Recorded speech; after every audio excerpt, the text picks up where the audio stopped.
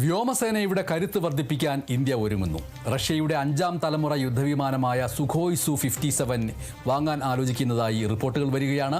ചൈനയും പാകിസ്ഥാനും ഉയർത്തുന്ന വെല്ലുവിളി നേരിടുന്നതിന് 5ാം തലമുറ സ്റ്റെൽത്ത് അനിവാര്യമാണ് എന്ന വിലയിരുത്തലിന്റെ അടിസ്ഥാനത്തിലാണ് ഈ നീക്കം.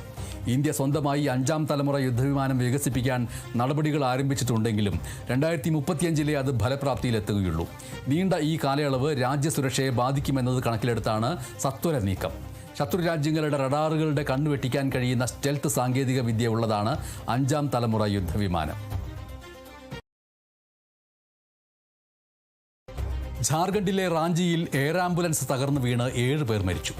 പൊള്ളലേറ്റ രോഗിയുമായി ഡൽഹിയിലേക്ക് പോവുകയായിരുന്ന വിമാനത്തിൽ 7 പേരാണ് ഉണ്ടായിരുന്നത്. മോശം കാലാവസ്ഥയാണ് അപകട കാരണമെന്നാണ് നിഗമനം. സ്പൈസ് ജെറ്റിന്റെ ഡൽഹി ലേ വിമാനം അടിയന്തരമായി തിരിച്ചിറക്കി. 150 യാത്രക്കാരുമായി ലഡാക്കിലേക്ക് പുറപ്പെട്ട വിമാനമാണ് ഇന്ദിരാഗാന്ധി വിമാനത്താവളത്തിൽ അടിയന്തരമായി തിരിച്ചിറക്കിയത്. 2ാമത്തെ എഞ്ചിനിലുണ്ടായ തകരാറാണ് വിമാനം തിരിച്ചിറക്കാൻ കാരണം. പുലർച്ചെ പുറപ്പെട്ട വിമാനം 6:45 തിരിച്ചിറക്കി. സംഭവത്തിൽ അന്വേഷണം ആരംഭിച്ചിട്ടുണ്ട്.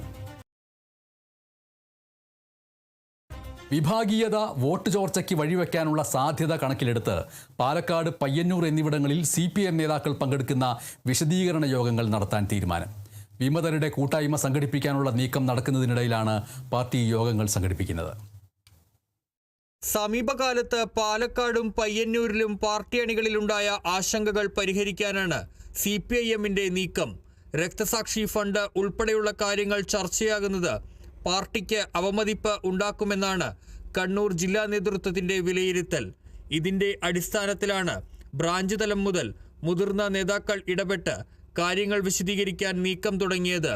പാർട്ടി വിരുദ്ധർ നടത്തുന്ന പ്രവർത്തനങ്ങൾ മുഖവിലയ്ക്ക് എടുക്കാതെ മുന്നോട്ടു പോകാനാണ് നിർദ്ദേശം.